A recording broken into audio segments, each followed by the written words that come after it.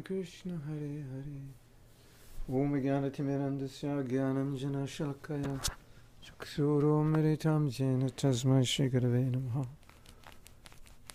Sri Chaitanya Manobishtam Stapitam Yena Bhutale Shramarapagadayam Dadati Shrapadantikam. Sri Krishna Chaitanya Prabhu Nityananda Shadvaita Gadadhar Shivasari Gaura Bhaktivinoda.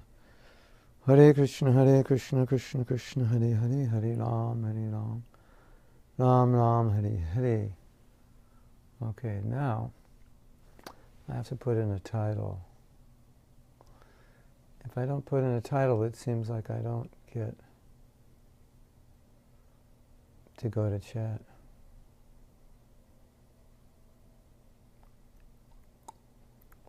So let's see what happens. That's saved now.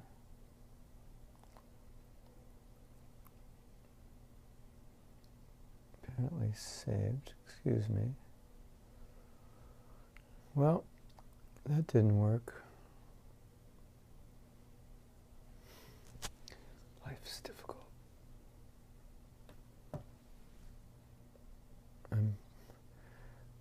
Just want to make sure you can hear and see me. I don't know how this connection is. Now, I'm pressing the chat button without success. Oh, now I've got it. Okay.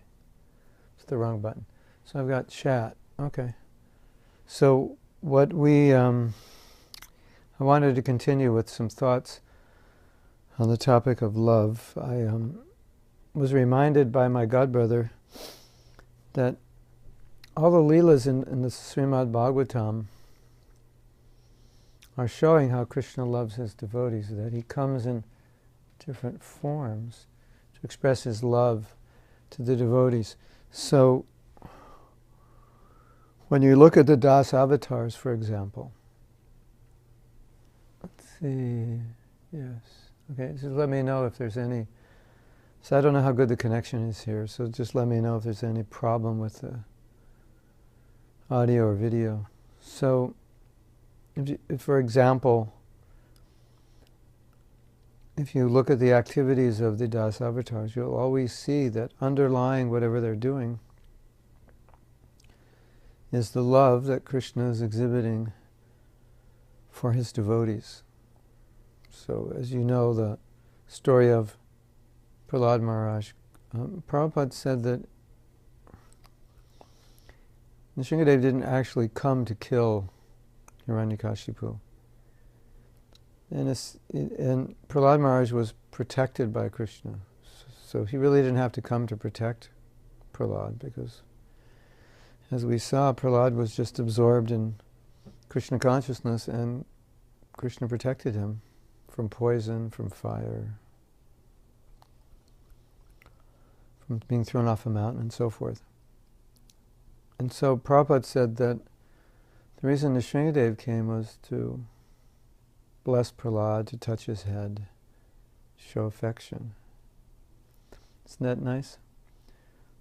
Krishna came as a tortoise to help the demigods defeat the demons. So out of affection for the demigods, he came. And if you go through the various avatars, one by one, you'll see that there is affection in each of their activities. And what my godbrother pointed out was quite interesting. He said that Jayan Vijay, who became, in this particular Leela we're talking about, Hiranyakashipu and Hiranyaksha, they were once talking, and they were just acknowledging how strong they were, and how wondering, something along the line of wondering how strong Krishna is. But in Vaikuntha you wouldn't fight with Krishna. And so contemplating this way, they actually, people becoming Hiranyaksha and Hiranyakashipu, they had some desire to fight themselves. Not that just Krishna had the desire, but they also had the desire to fight. Isn't that interesting? And so, in Krishna coming, he also fulfilled their desire. And then the other thing, Prabhupada mentions in that story that when they were given the curse, they were given options. You could come 7 births as a devotee, 3 births as a demon. They chose the 3 births as a demon because they wanted to return as quickly as possible to their position in Vaikuntha. And Prabhupada said that a devotee, he can really tolerate anything, but he can't tolerate forgetting Krishna. So you might think, well, wouldn't you remember Krishna as a devotee, but as a demon you would forget him? But the actual fact is, if you study the history, that Hiranyakashipu and Hiranyaksha didn't forget Krishna, and they were actually thinking of him. Of course, in this Leela, they were thinking of Krishna as their enemy. But the point was, they were always thinking of him, like constantly absorbed, a kind of samadhi. Because there's intensity in thinking of someone as an enemy, and sometimes, if you're upset with somebody, it's hard not to think of them. And sometimes you think of them more and more intensely than when in love. So they didn't forget Krishna. So even though they had to come as demons, they were given that blessing that they would always remember Krishna, because they didn't want to forget Krishna. So they got to fight, and they always remember Krishna. Of course, they didn't remember him favorably. So we don't want to learn to think of Krishna as an enemy, or with revenge or hatred, as they did. But of course, that was their Leela. But anyway, the point is that Krishna satisfied their desire. Krishna satisfied their desire to be able to think of him. So this way, if you go through the Bhagavatam, you will see that every incarnation, every Leela of Krishna, if you look for it, you'll see underlying it that Krishna is doing something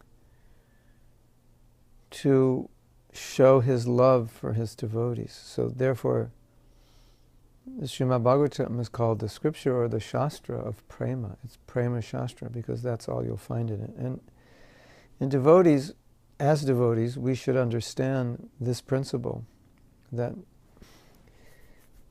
the essence of Krishna consciousness is not just a devotee loving Krishna, but it's Krishna loving the devotee, because love is reciprocal. And that we see in every pastime underlying Krishna's motives in doing what he does. It's showing love for the devotee. That's what Krishna... And so if you read Bhagavatam with this vision and this understanding, then you'll see it. You'll just have to ask yourself, how is Krishna showing love in this way? So it's obvious if you're reading the pastimes of Krishna and the gopis, how he's showing love. And sometimes he shows love by teasing, by playing. But it's more clear that he's doing it because he loves the devotees, even if he's loves the gopis, even if he's faulting them. But in other leelas, it may not be so obvious. And then in some leelas, he's showing love to many kinds of devotees, like he's showing love to the cowherd boys, his mother, Kaliya, all the residents of Braj. The love is being pulled out of their heart more through that one pastime. And one time, you might know this story of Prabhupada. In his last days, he had this strong desire to go to Govardhan in a bullock cart. And he was very, very fragile. He hadn't eaten, I think, for 3 months or perhaps 6 months. Skin was to the bone, and the doctor said if he goes to Govardhan, he would die. Everybody more or less understood that. And the devotees said, well, why don't we go to Govardhan later when you're better? Because now you would die. And Prabhupada said, no, I want to go to Govardhan. Well, he had this strong desire to go. So Prabhupada said, get the bullock cart ready. So Lokanath Maharaj, he got the bullock cart ready. But other devotees were saying that you can't follow this order of Prabhupada. Although we should follow the order of our spiritual master, this order you can't follow because this order would kill him. And then we would be responsible for it. It would be irresponsible of us to do something that would jeopardize our spiritual master's life. So the devotees had a debate. And so some devotees were saying, well, Prabhupada asked for it. As disciples, we should do it. And so they're going back and forth. No, but he will not live through this. And we knowingly can't put him on a bullock cart, knowing that it would kill him. So the debate went back and forth. And it was very, very emotional with devotees saying, no, we have to do it, Prabhupada wanted, and the others saying, no, but if you do it, he won't live. And so, especially the devotees who were feeling very strongly that Prabhupada wouldn't live through a bullock cart ride to Govardhan, were very emotional and very, very disturbed. And then they finally came to Prabhupada, and they just said, it's causing us too much anxiety. Thinking that you would go on a bullock cart and what would happen. We just can't, they actually, basically, they were on the verge of a breakdown. They were going crazy, thinking that if Prabhupada went on this cart, that would be his last trip. And everybody wanted Prabhupada to recover. Even if it didn't look like he was going to recover, everybody wanted it, was praying or hoping against hope or thinking that Prabhupada, by his own willpower, he could live. And so devotees were, expressing their anxiety, and they just said, this is putting us in too much anxiety. We can't deal with this anymore.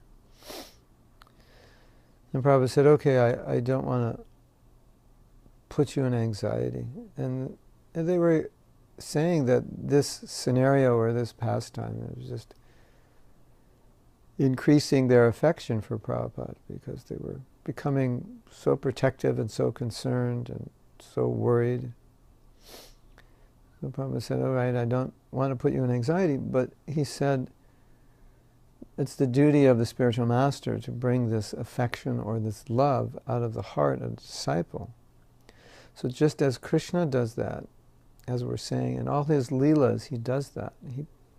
You can see how whatever he's doing is just to pull those heartstrings of his devotees, or to satisfy the desires of the devotees, or to give them, bless them with more Krishna consciousness. It's some aspect that he does. Everything he does will bring us, or the devotees, or actually the devotees he's engaged with, and us as well, by hearing, closer to him.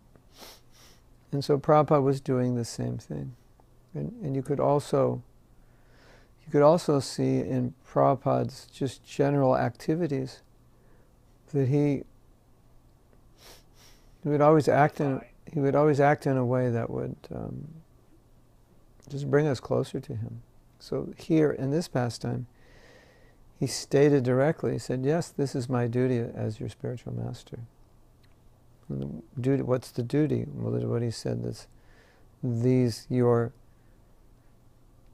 desire to go to Govardhan was breaking our heart, and our affection for you was increasing so much because we didn't want to see, we were just so concerned that you might not live. And Prabhupada said, yes, that's my duty, to bring this affection out. So, we've talked before about this principle where love of Krishna, known as prema, or preliminary love of Krishna known as bhava, awakens in the heart of a devotee far after the anartha nivritti stage, or far after the stage of becoming free from unwanted desires and habits. So it is uncommon. It's a high stage of Krishna consciousness, and it only takes place on the stage of a very elevated stage of purification. And so when we talk about love, technically we're talking about prema. But at the same time, the devotees were using the word love in reference to this pastime with Prabhupada, our love. We love you so much. And devotees would always refer to the love they had for Prabhupada, and the love being the motivator. So one of the points we've been making in this course is that we don't really know what love is, because love is not selfish. And love in this world has always some degree of selfishness. Even the pure love of a mother for her child, it has selfishness. There's expectations of what they want the child to be when they grow up, or how they want the child to take care of them. It's not free. It's more pure than other forms of love, but it's not completely free. Or some parents want to control their children in certain ways. And so my godbrother is making this point, which I appreciated.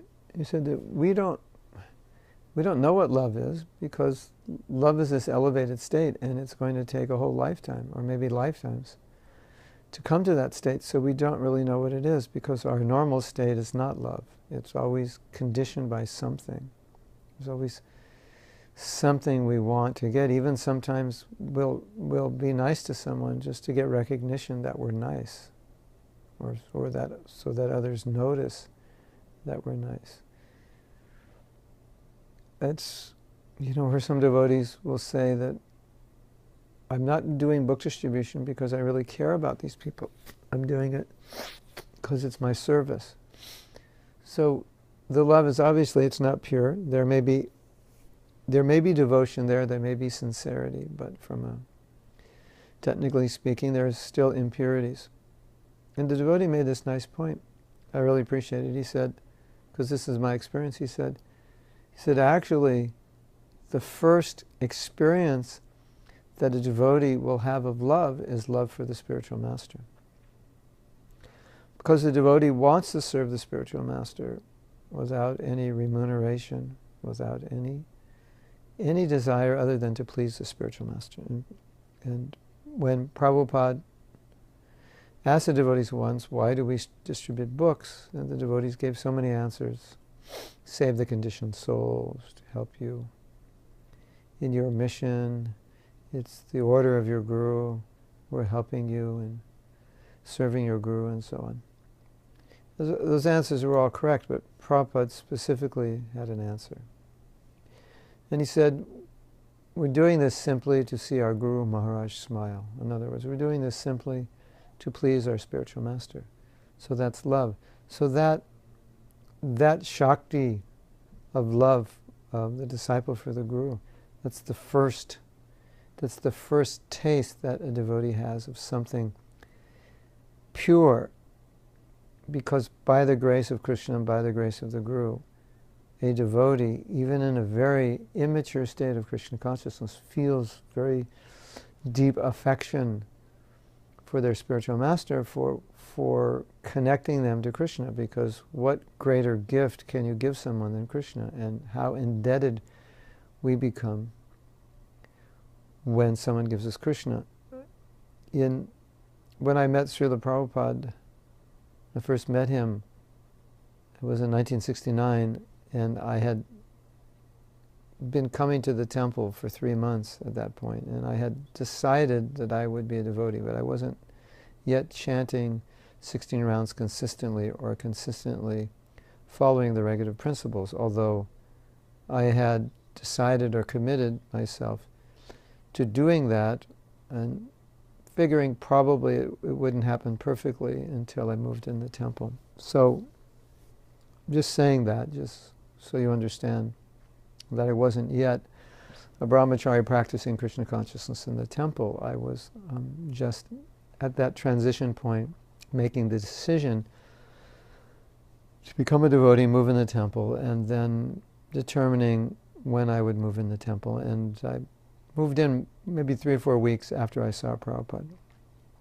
But when I saw Prabhupada, I began crying. And I've told you before, some of you may remember, but for those of you who haven't heard, I never really understood why. And then I was giving a lecture series on my stories about Prabhupada, and so I told this story of my first meeting. Often devotees will ask, can you tell us about your first meeting with Prabhupada? So I'll tell my story about my first meeting. And then when I was telling the story that how I met Prabhupada and I was overcome with emotion and I began crying, I began thinking at that point, why was I crying? Like, what was going on? And the realization I got, and this is, I told this story almost a year ago, I believe. It was 1 or 2 years ago. So we're talking now 44 or 45 years after this incident. I got some insight into to why do I think I was so overwhelmed. And in retrospect, I think what was going on a subconscious level, that I wanted to understand the truth. I wanted to know why I was here. And Prabhupada explained that to me in Bhagavad Gita. And in explaining that, I understood that by knowing that I'm servant of Krishna, I can go back to Godhead in this life, and I could end the cycle of birth and death.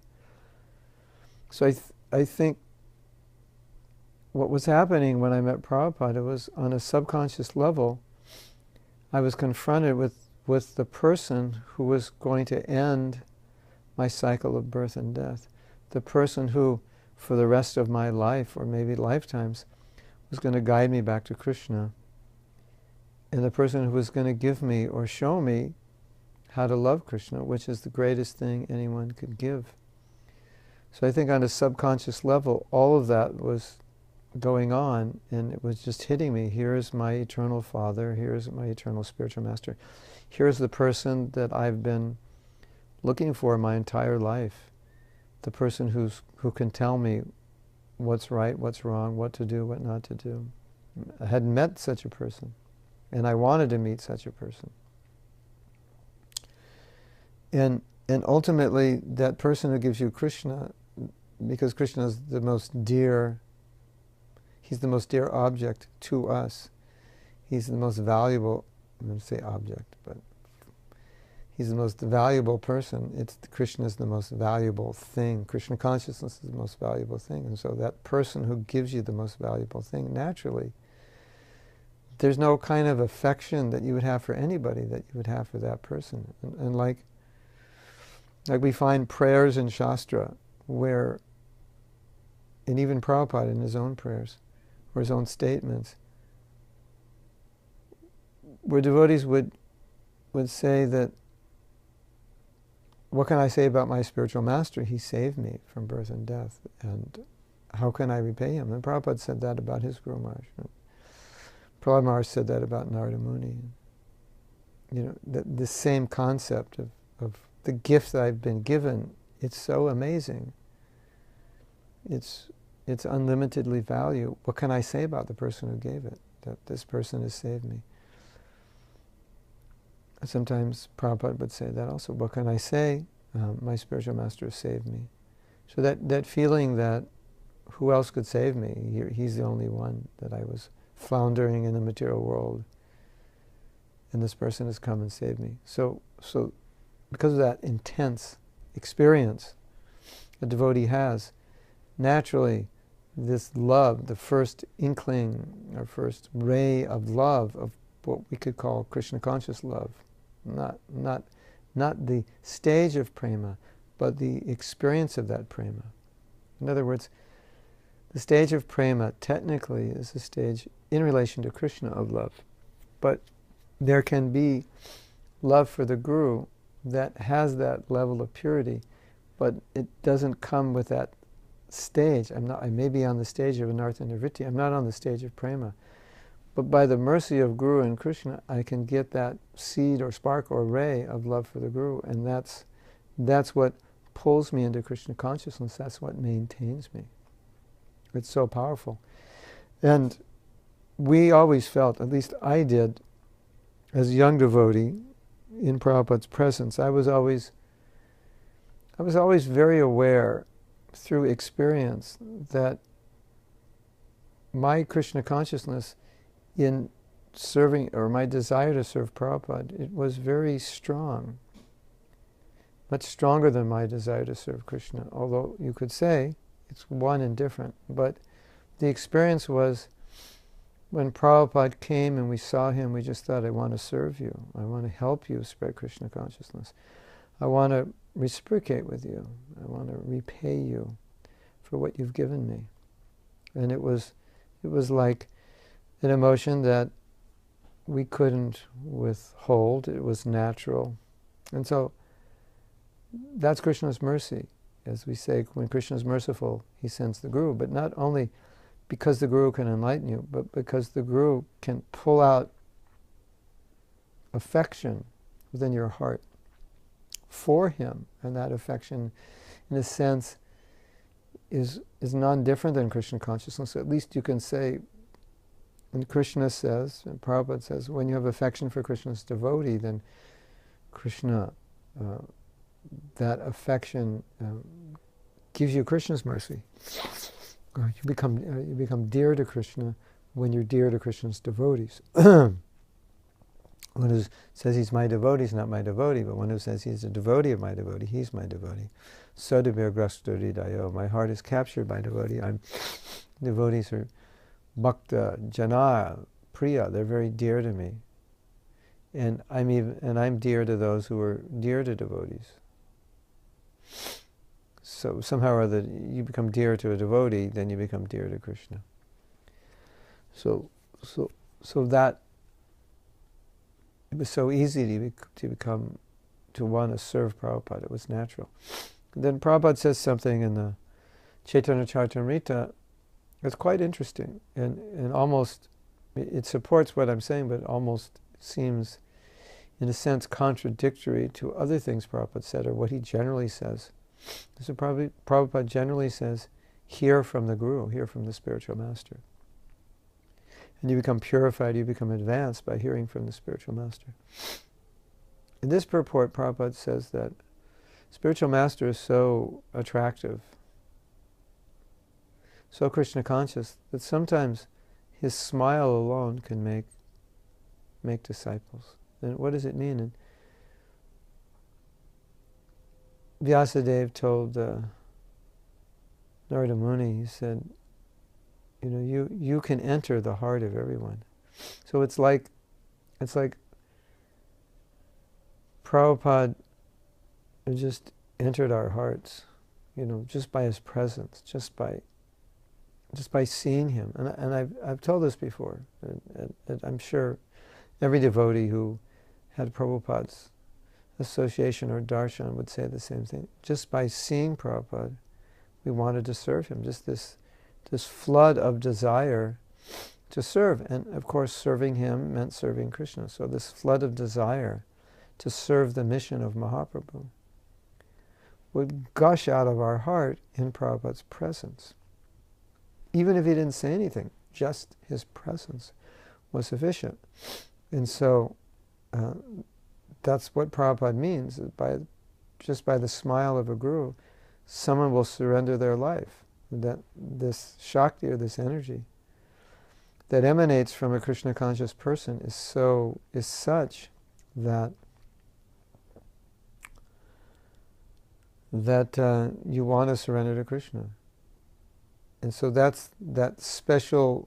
It's so if you look at it in trying to house this in the context of that we don't have love of Krishna, but we have love of Guru.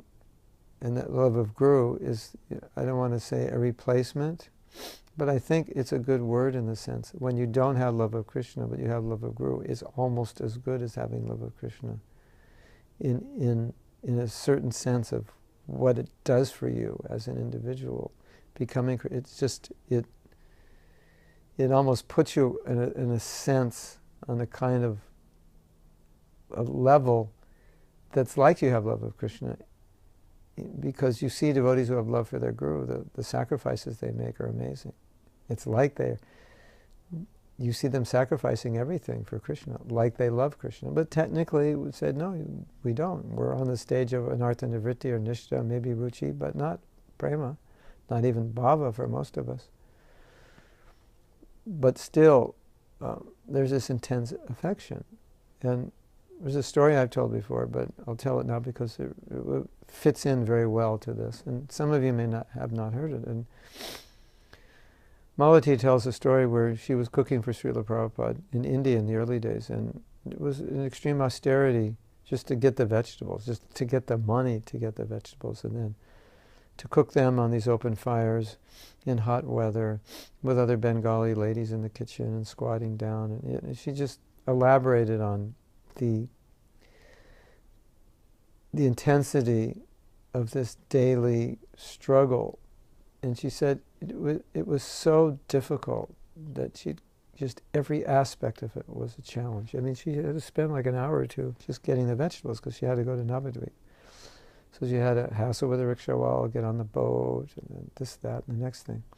And just to convince the treasurer to give her the money, that was also another hassle. So every day, these hassles. And she decided, today's the last day. I'll tell Prabhupada I can't do this. It's too difficult. So that day Prabhupada had invited his godbrothers over, and she had cooked and she was serving. And I believe, as I remember the situation, it was very hot and she was sweating and she was trying to keep her head covered, and she was like anxious about being a woman serving all these sannyasis and like that. So the anxiety had kind of reached its pinnacle at that point. And then Prabhupada said something that just overwhelmed her. He said, "You see this woman? She would slit her throat for me. And I would slit my throat for her." Yeah, that was it. She was there the next day cooking. So, but I think this is very revealing, because we wouldn't say that Malati, as a devotee for a year or two, had love for Krishna. But in a broader sense, I think Prabhupada would say she does have love for Krishna, but redefining love in the sense that you can have love as a sadhaka, doing Vaidhi Bhakti on the stage of even bhajana kriya, or on the stage of anarthas gradually being removed because of your love for your guru. I think that point comes out very nicely in this story. And then the other point that comes out is how Prabhupada is saying, not only does she love me, but to the degree that she sacrifices. Or you could look at it the other way, but I'm looking at it this way, because Prabhupada, he's pointing out to his godbrothers, look at the love she has. And then he's saying, and look at the love I have, that I would do the same for her. So that relationship between guru and disciple, it's thick with love. And as I was saying before, that's our first experience of love. Prabhupada once said that I'm not writing these books to sell, I'm writing these books for you, to read. These are for you. And if you read Prabhupada's books daily, you understand that this is why we stay in Krishna consciousness, because of his books, because of his guidance, that we couldn't exist. And even though there are so many other books, Prabhupada's guidance is very specific. It chalks the path very clearly. And we need that. And so that was Prabhupada's love for us. He loved us so much that he gave up sleep to write those books, because he knew he had to find time to do it, and that was the only way he could do it, was by giving up sleep. So we can see so many examples of Prabhupada's love for his disciples and how he traveled around the world. He said that he was traveling around the world to enliven his disciples, to maintain his disciples. Wasn't that it was fun to travel? I can vouch for it not being fun to travel. Airports and airplanes, they're not fun. They're inconvenient. You're squashed up in a little seat for hours. And it throws your regulation off as you fly through time zones and jet lag. So it wasn't enjoyable. But he was doing that in the latter years, going to places for 3 days, 4 days a week, not staying and getting regulated and just keep moving. And so it was really difficult. That was Prabhupada's love for his disciples. He deeply loved them. If you look at, you just read Lilamrita, you can see that theme woven everywhere through Prabhupada's pastimes. One time a devotee in the early days said, Prabhupada, can I talk to you? I know you're busy. I don't want to interrupt you and waste your time or utilize your time. And Prabhupada said, no, the devotee said something, I know you have business. And he said, my business is my disciples. So Prabhupada always gave his disciples his time. He answered every letter. Every letter. So there was this reciprocation between guru and disciple, and that's at least personally for me, that's what I felt was maintaining me. As I never felt really Krishna conscious, and especially in the early days, we didn't know that much about Krishna consciousness. We hadn't read many books. We hadn't even been to India. Basically, all we knew was Prabhupada wanted us to spread Sankirtan and distribute his books in open temples, and we did that.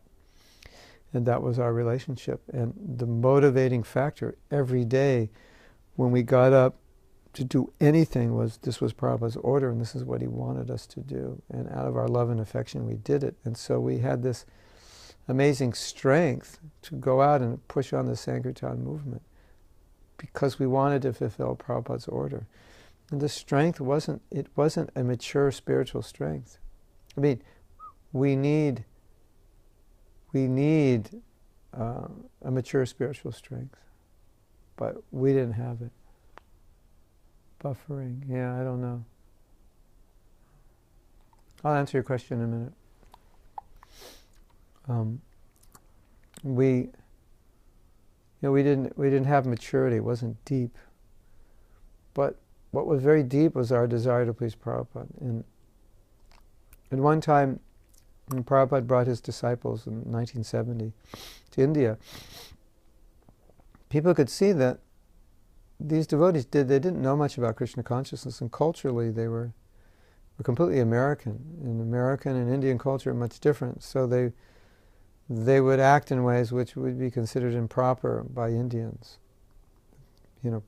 So many things we do as Americans are by Vedic standards or Indian standards culturally improper.